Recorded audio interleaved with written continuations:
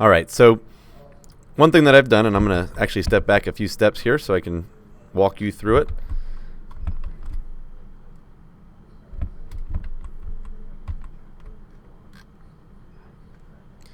And all right, so what I've done is I've gone through and I've laid my paintbrush strokes over top of each of my letters as I would write them, in the order that I would write them. And so what I can see here is if I click on paintbrush stroke, in this case my 10th one, that's my last dot of my letter I's. And so when I dot my I's, I actually dot them with the far one and then the one on the left. So right to left is how I dot my I's, and that's how they show up in the way that these were created. So if you actually go through and you create your paintbrush strokes in the order in which you normally create them, top to bottom will actually be in reverse order, but they'll be numbered in the proper order. So I have all of my paintbrush strokes which I want to move into one group, their own group actually. So I'm going to right click and I'm going to hit group. They were all moved into a group which is inside of this original group, and I'm going to pull it out and above that original group. So I can now collapse this, and I can see I have one group on top of another. The other contains the signature, and the first one here contains all of my yellowish color strokes. I'm going to also rename this, and this is going to be my animation. It's actually what's going to drive my animation. And I'm going to drop this down so I can see all of my clips. What I'm going to do is select all of these clips and come over to the Library tab. And under Behaviors, if you scroll down, the one behavior we are after is Write On. So it's all the way at the bottom. And that's Wisp. Write On. And you can see in the upper left-hand corner, it's showing you, it's revealing a path. And I want to apply that to each of my clips. So now I have a whole bunch of paintbrush strokes, and underneath each of them is this Write On command. And what we need to do is select all of them because they're all going to take way too long the way it's applied by default.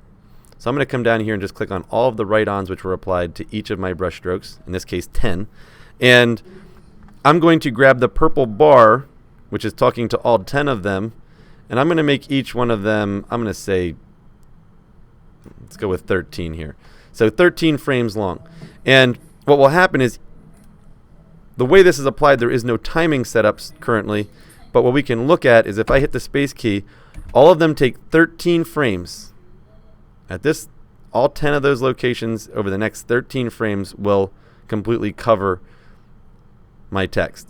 And this is the animation we're after, and we're going to have to start playing around with the timing of, but everything gets covered in roughly the 13 frames that I've laid out.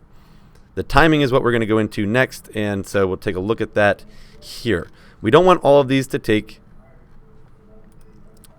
happen at the exact same time. So when do we want things to happen? And I'm going to start out, actually, I have the wrong thing selected. I'm going to come down to my first paint stroke. And it's starting off all the way at the beginning. If I click on it, it'll show me it's outlined over top of my letter A. That should be my first stroke. But I don't want it to start right at the beginning. I'm going to give myself 10 frames. If I watch this happen now, the letter A starts after all of the rest. So all the rest is done, and my A is getting started. If I drop down arrow all these, I'm going to slide to the side all of these other Write On commands so that they happen later in my project. I'm just sliding them all to the side right now. The drop down arrow, slide it over. So that way I can see the one element that I'm after. Drop down, slide it over. And this can be a slow process, but all right. So now when I come back down to my first paint stroke, I can see that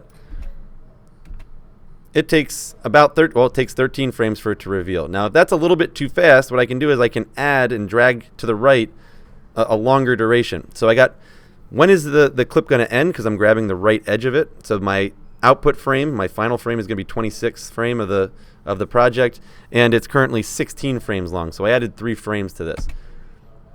And if that feels about the speed in which you would swipe around your letter with the pen, that's what we're after. Now I'm going to move on to the drop portion of my letter A and into my letter N, because that's all in one sweeping motion. And that's going to swipe down and continue over. And this is probably a little bit faster. So I think that speed looks pretty good. Notice that I have a pause between that and my letter D, and I don't want that pause, or at least not much of it. I'm actually going to leave about a frame between the two, because I do pick up my pen between my letter N and my letter D. So I'm leaving one frame of difference. This is also a longer swipe that continues the REW sloppy mess of my handwriting. And so I'm going to extend it because it is a longer portion that needs to be covered. All right, so that's 18 frames long in my case. So it's a little bit slower. And it jumps too quickly, obviously, into the next portion, which is the letter J. So while my pen travels to the next letter, there's going to be a slight pause. And this also happens very quickly. So if I want to make it a little longer, I can do that. I'm going to go back out to 17 frames for it. Maybe a little too slow. Go to 15. All right, so 15 frames for the letter J. A slight pause as well. A few frames of break so I can move my pen, and I'm back over to the letter S. And I will walk through this entire process. And as long as these aren't stacked directly on top of each other to where your pen can't be writing in the same place for all of them. And I know my last ones also need to be shortened. That's just dotting the I's. That should be quick. All right, so depending on how long your stroke is should determine the speed of it. It's obviously way too fast and way too slow for this little I portion of my last name. And I got to move over the letter G's.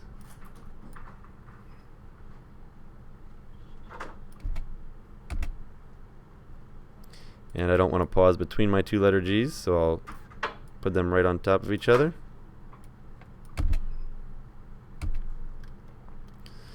And I'll finish up with the dotting of my I's. And if you do something, if I dotted my I's in a different fashion, I could just switch when they write on. So I could make this one earlier and this one later, and I would dot left to right. I paid attention to what I do, and I always dot my right I first on my way back to the left. So that's not accurate for my handwriting.